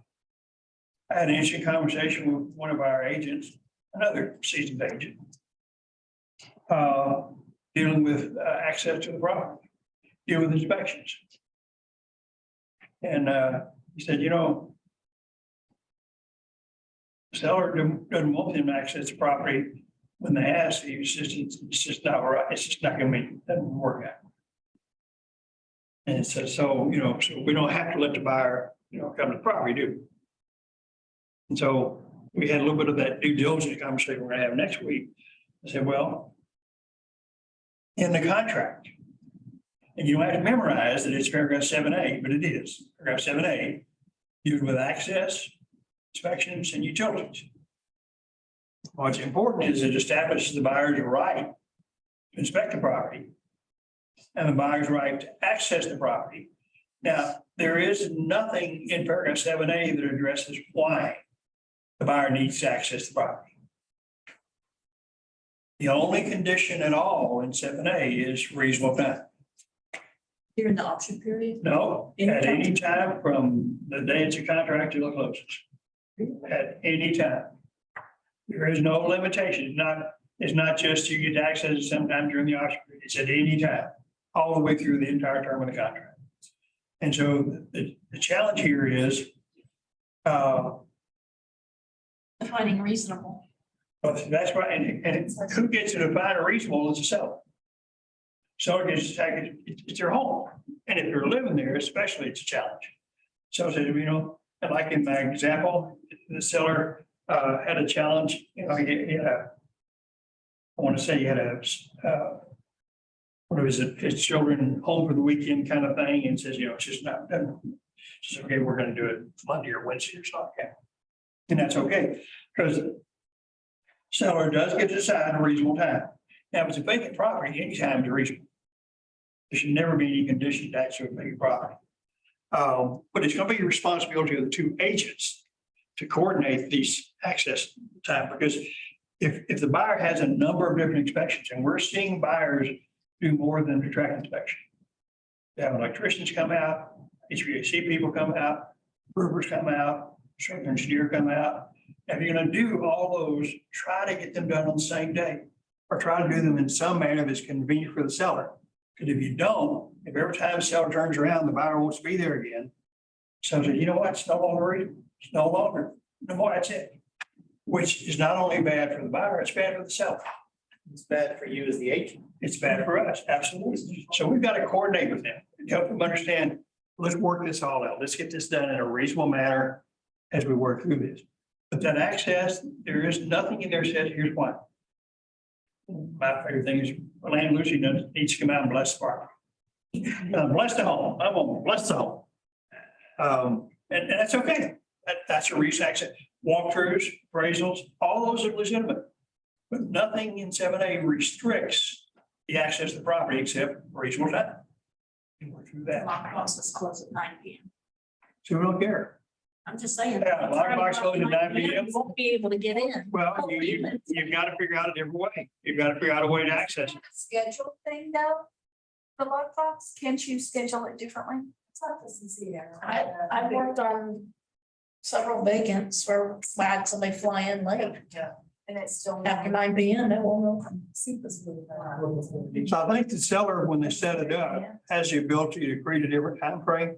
Okay. For scheduling, you Okay. can say when you want people to come or not come, but the actual lockbox Yeah. is not It's accessible after 9 p.m. CCR. That's adjustable, right? They supposedly, I was talking to them about the other day about this because I've been like that as well. Okay. But they just kind of say secret has. So what we're talking about, Zoomers, I know you can't hear all this, is the timeline, we're talking reasonable time.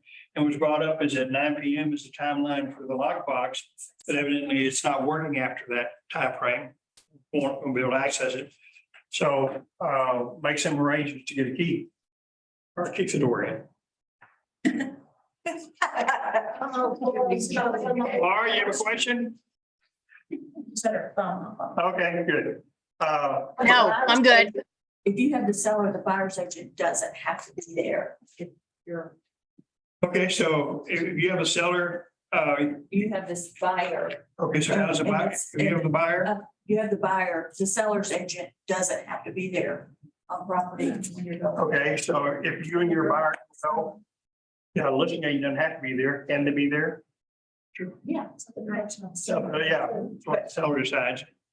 What we don't want is the buyer to be there by themselves. What about refusing a walkthrough? Can't do it. That's allowed under 7A, that's access to the property.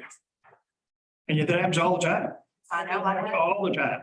Well, worse. And in fact, it happens often enough, once you've been through that experience, and this is informational, what you'll do is in paragraph 11, specification, buyer has a right to walk through the property no later than 3 days prior to closing, or whatever the timeline is.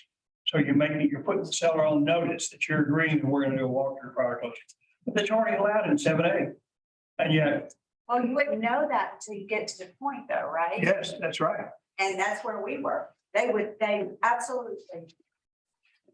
They would not let you do a walkthrough. Oh, yeah. I pushed and then. Well, and we've had them where they wouldn't allow inspections past the option period. Sure. Which in fact, there's no way you can, and it's never to the seller's advantage to deny an inspection. Try to explain. Yeah. But the perceptions out there of what's okay and not okay. And what's in the contract, what's not in the contract, which is this point here, these first two concepts. You need to know what's in the contract. If you're gonna say, hey, it's not agreed to in the original contract, it's not a right in the original contract, doesn't exist. You need to know what is in the original contract. Especially. I have a question. If there was an issue and you had an inspection done, and then the option period ends, then the buyer wants to do another inspection Yeah, on her own. there's no limit to the number of inspections. Okay, so she can have that. What's the only condition? Reasonable time. Reasonable time. I mean, this buyer said, you know what? And there are times during the year, for example, you have inspections done, everything is good, and then we have a gosh awful horrendous rain. Say, whoa, we need to go back out there. You need to see how it survived this, this weather. Very legitimate. But And if it damaged the property, sure, then you go back to negotiating or. you can, but remember, now you're in paragraph 14, casualty loss. So you have to deal with that, and you'd have to know there's a paragraph 14 question. So, but after the option period, even if you have an inspection after the option period and they decide, and the buyer decides to not buy, after that, they lose their earnest money, right? That's. It depends on whether or not, what you've got to understand, it's one of the things we're talking about in the due diligence class. You've got to understand the rights of termination the buyer has. And it's not just the option. Now, it might be a cash transaction, no major HOA, or you have a sale disclosure. Maybe there's not a sale disclosure required, and the option may be the only right of termination. So once you're past the option, buyers at risk of default if they don't close. But we need to make sure we understand that all that happens when you pass the option period is that one specific right of termination has passed. It's gone. Doesn't exist anymore. That's all that's happened. Now, in the real world, the expectation is, yeah, we finished negotiating all repaired. We're past the option. And in fact, you'll have listing agents say to sellers, okay, good news, we're done. Got all repairs taken care of. It's all done. But I didn't agree to anything. Well, it doesn't matter. We're past the option. So, we don't have to do anything. We don't have to do anything anyway. So the reality is, because that's so prevalent in the marketplace, you have to be aware of it. You have to address it. You're probably going to do all that negotiation during the option, if you have a decent enough option period, because that's what's expected. That's when you have the most leverage. That's the norm. And by dealing with those expectations, you're in a better position from the buyer side to be able to negotiate something. It doesn't do you any good, like in the case you just said, well, technically, it's what it says in the contract. No, we don't care. You can get in the house. Pass the option, that's it. You're not going to do, show us where in the contract it says walk through. It doesn't say walk through. It doesn't say, well, which spelling, HRE, HRE. It doesn't say it anywhere. Yeah, but 7A gives us right to access property. Yeah, but that's only for inspections. That's only during the option. And you'll hear that. I mean, that's, and you hear that said. And I should never hear that from any of you. So you hear that. So good buyer, seller, will not allow for a walkthrough. What are your options? Just delay closing? How do you enforce the ability? This is one of those buyer seller issues, broker issues. Depending on who is on the other side, depending on the agent and the company. If it's one of the good big companies that we know, certainly if it's one of the other KW offices, then the brokers can talk. We can say, I need your help there. Let's assume the worst. Okay, well, here's the worst case scenario. It's a smaller company. The problem you got is with the broker. It's the brokers with litigation. And the broker says, no, that's not how that works. I don't believe so. You don't get to the house. Then the buyer has to decide how hard they're going to push this. How big a deal is this? The buyer said, you know what? I own the house anyway. I'm willing to own the house without my final inspection here. And what's happened is the seller just picked up huge liability. Because the buyer will find something wrong after they close on the house. Yeah. And they'll come after the seller and disclose. And a big part of their evidence will be, we would have known this before closing if the seller had allowed us to do a walkthrough. And it didn't. It's a huge liability for the seller. But it's going to become a buyer seller issue because we can't make the other side do anything. We can go through the process. We can talk to the broker. We can talk to the manager. We can talk to the agent. But they're pretty clear. No. And you can't make them. And, you get to make some judgment calls. There's some alternatives here. If the seller is still living in the property, one of the things the buyer can do, not because you're going to tell them, one of the things the buyers can do is go over and knock on the door. Tell me why your agent won't let us in the property.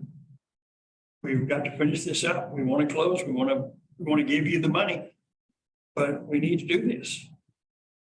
Buyer certainly has a right to go talk to the seller and find out what the problem is. Because often it's not the seller, it's the agent reading the problem. Because the agent, oh no, and sellers, the agent don't say, oh no, we don't have to do that. No, we don't ever do that. No, I gotta do that. Now, if it's a vacant property and the seller's not around or whatever, unless the buyer has contact information, you're not gonna tell the buyer to do it, but they absolutely have the right to do it. They have the right to go talk to the seller and say, hey, what's going on?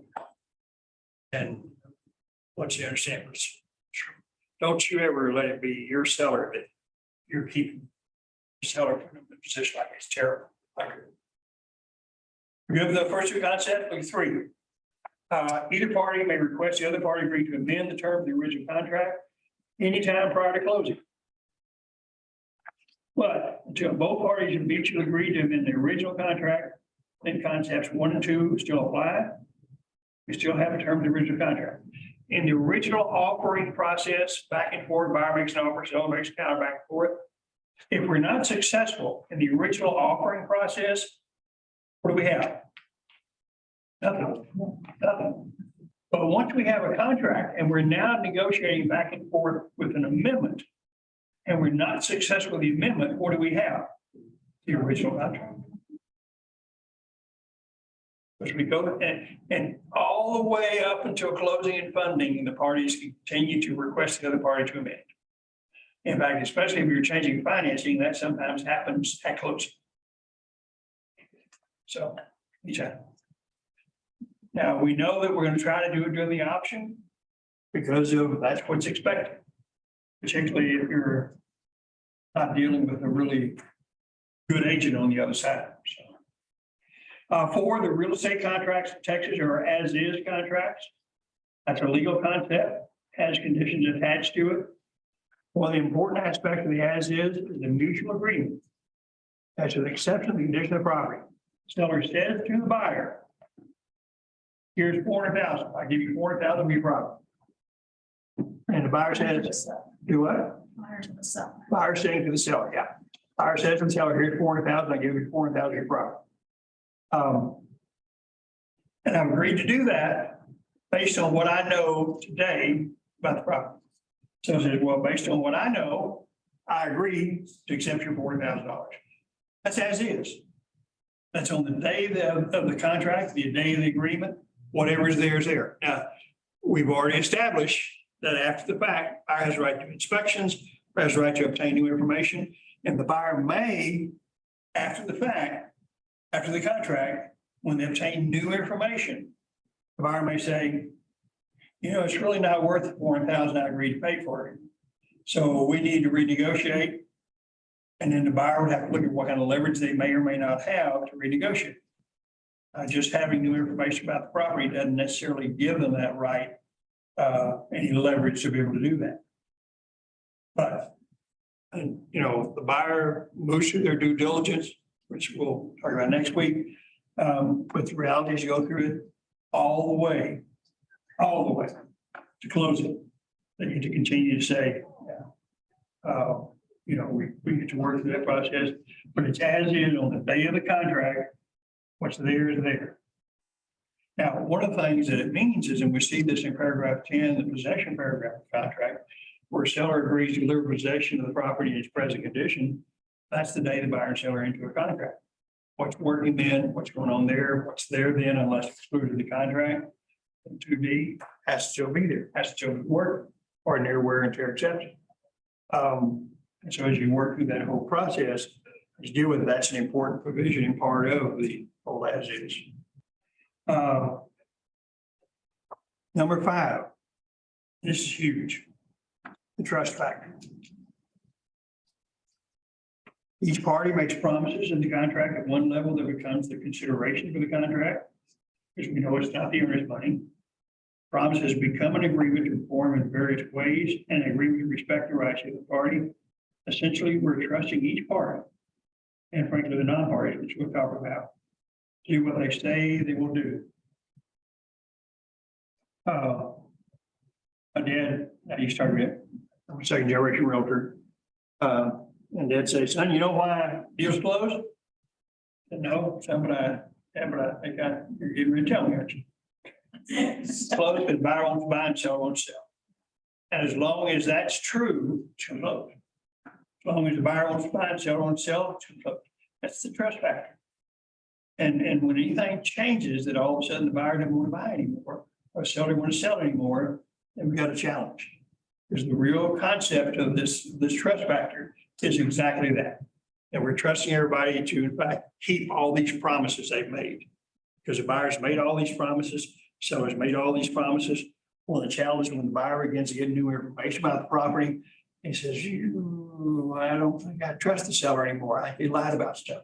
Didn't tell me things. He's got to go through a little of that challenge. So Question. What happens if you have, you do your final walkthrough, but you have a lease back for a month? And you don't see things until all the furniture is being moved out.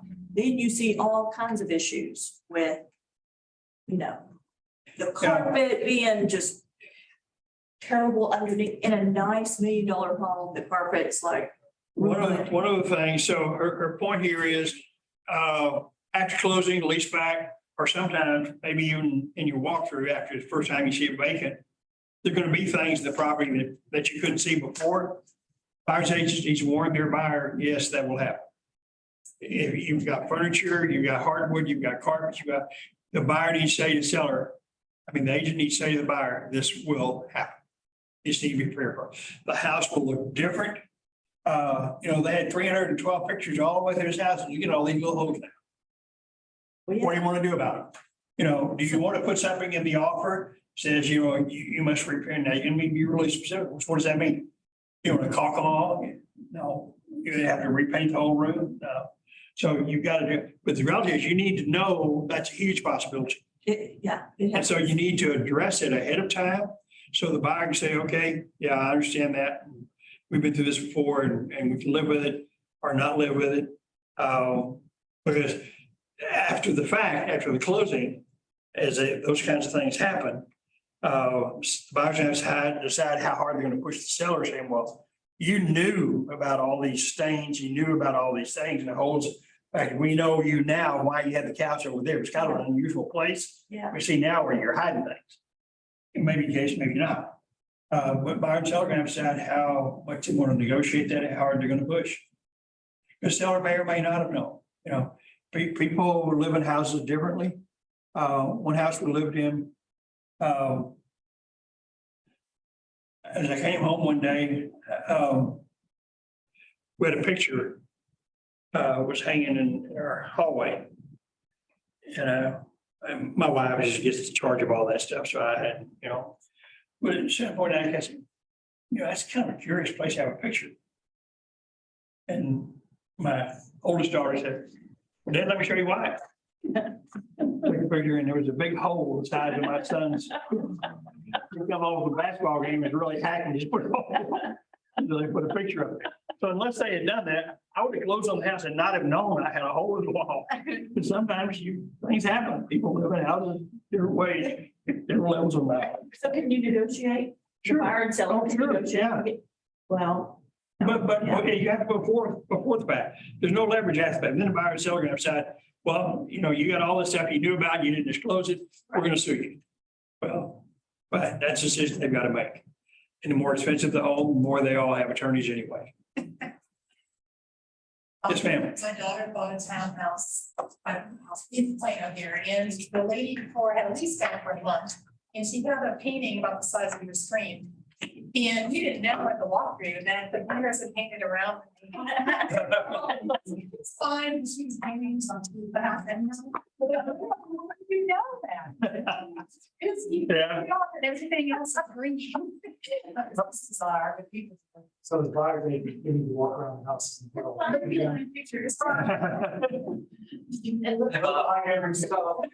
The exciting part of so I just have to do an lease and stuff too, and like, once the lease is signed. And like both parties have agreed to it, and then the leasing comes back and says, oh, well, I want them to paint the whole house. They don't have to do that, right? Oh, And she's same still, concept. she's still committed to that lease, right? Yep. Okay, Now she can ask them. Yeah. well, Yeah. that's kind of, they have. They have to. Right. Yeah, so concept 6, we got a binding contract. Consequences for failure to perform. But these consequences are not automatic. It requires somebody to do something. So when a seller just decides he's not going to sell, say, you know what, I've changed my mind, I'm not going to close. And the buyer's angry and furious and yells and screams and blah, blah, blah, blah, blah. Unless the buyer actually does something, nothing happens. There's no automatic consequence. Seller says, I'm not going to close. I'll give you your earnest money back. Fine. I said, yeah, earnest money, I paid $1,000 for an option fee, pay for inspection, I pay for an appraisal, pay for a survey, and all I'm getting is my own money back. It's not right. So what are you gonna do? Well, I'm gonna sue you. Okay, that's what attorneys are for. And they won't. Let's sit down with a good attorney and say, here's what's gonna cost you, here's what you may or may not get. So what's your point here? But nothing automatically happens. There is no automatic consequence. The same doesn't close. If either party decides not to do what they've agreed to do, nothing automatically happens. They're in default, but Maybe. Gee, don't ever use the phrase default. I've thrown it out a couple of times today, but that's a legal term. Whether they're in default or not, we don't know. So Maybe, but who knows? It could be. Could be, it might be. And then number 7. Well, but you know, the concept is important. We tend to think, for example, more on the seller side than the buyer side. Because there's so few ways for the seller to get out of the deal. And the seller just says, well, you know, not gonna close. That's what if it was actually a conversation. And say, buyer said, well, you're in default, you're supposed to close and we trust you to close. But what if the reason the seller doesn't come to closing is on the way to closing, you car wreck and they were killed? What automatically happens? They're dead. Sellers are dead. One of the principals are dead. And while they can vote in certain states, if you're dead, you can't close on a real estate.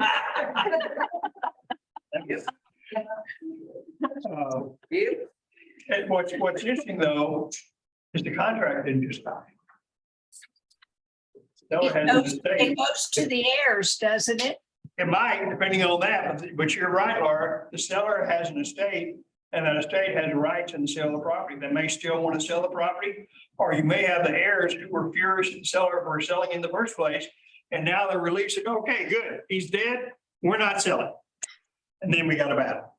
But the reality is there are reasons why people don't perform as they go through that process and deal with it. But, you know, The buyer can still sue for them to perform. they can sue the estate.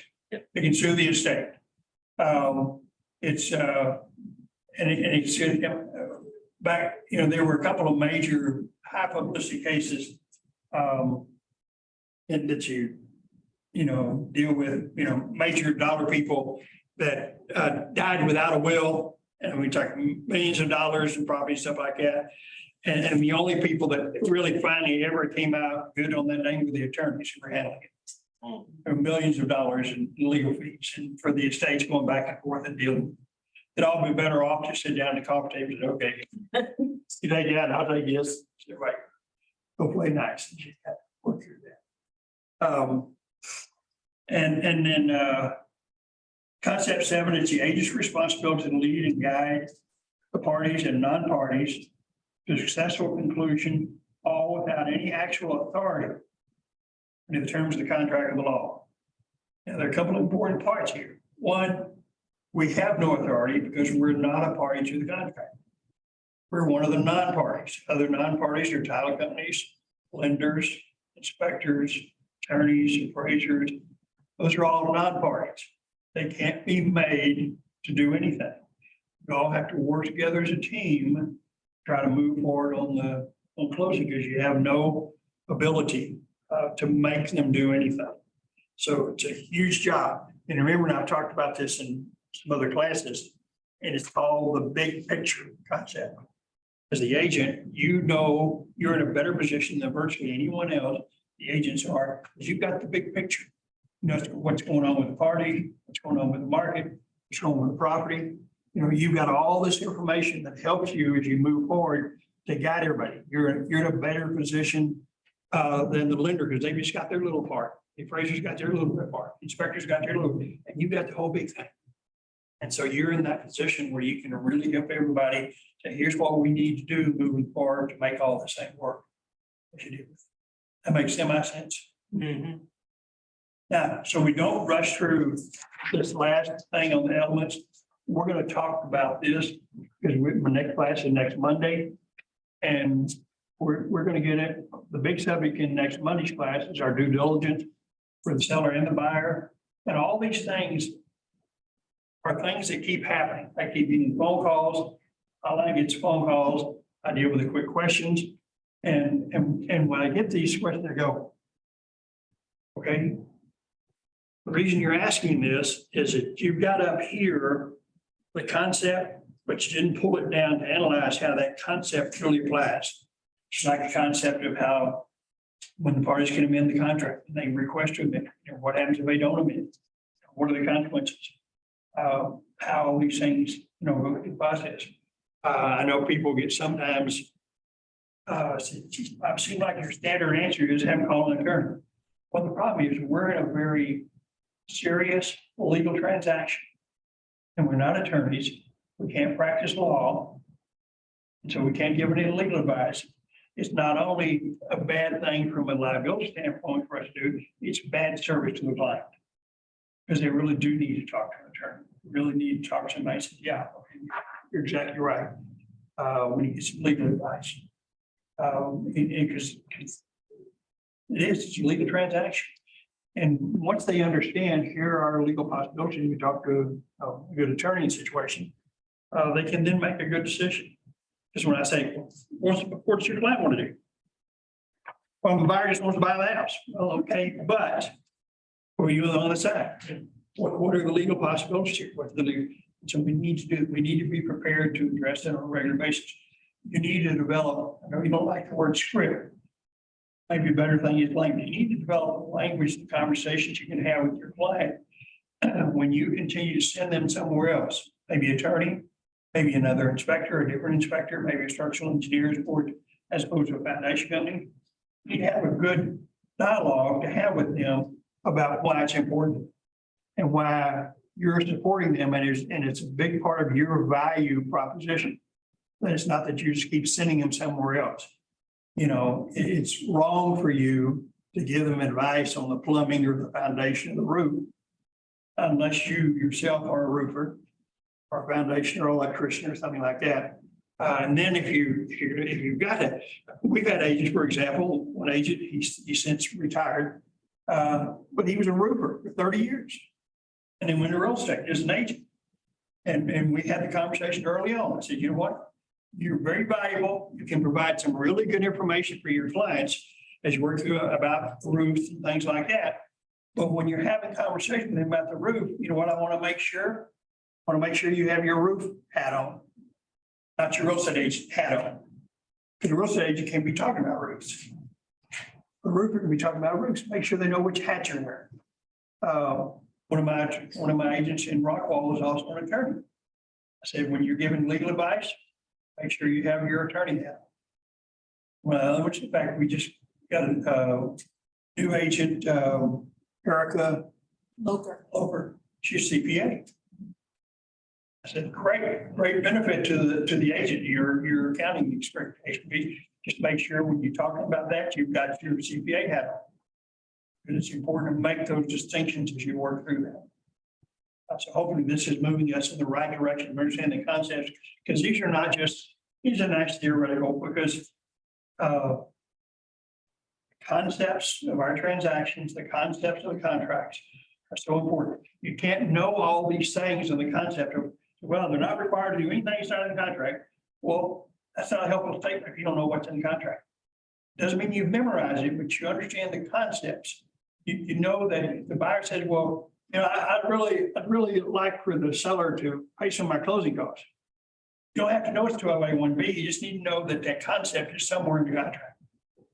If the buyer says, I won't do this, or seller says, well, I want this to be in there. You need to know the concept is somewhere in the contract. By knowing that concept is there, when it happens, you can go through the process and think through it a little bit and kind of find it. So you don't need to memorize it, but you need to understand here the concepts of what's there. That makes semi-sense. Does that make sense, Zoomers? Zoomers? Yes. Yes. Good. Any questions, Zoomers? Because we're about to wrap up. We're going to handle the Elvis transaction in our class next Monday. Any questions from my Zoomer persons? No, you forgot to mention you're funny too. You know what? I am a funny guy. I'm kind, I'm sensitive, I'm a caring guy, and I'm funny. You're exactly right. Thank you for that. Thank you, Bob Baker. Thank you. Okay, of course, Larry has another question. I would have one more question. So the contract concepts page. Yeah, Good. Okay, those kind of questions come up, especially on the automatic consequence. yeah, a lot, yeah. Will this ever reach the point of being a disclosure for the office that every I client? don't know, it's a good question. I think we're going to put this on our intranet. That's a good point. I think we should put this on our intranet. Maybe 7 concepts. Now, as Janet pointed out, be sure and sign in. If you've not yet, please do that. Thank you all for being here. Thank you very, very much. Thank you, Bob. Thank you very much. Is it really? They also practice because they're all Yeah. I got all the ones on mine. They still practice those a little second. Well, real estate attorneys, not real estate attorneys.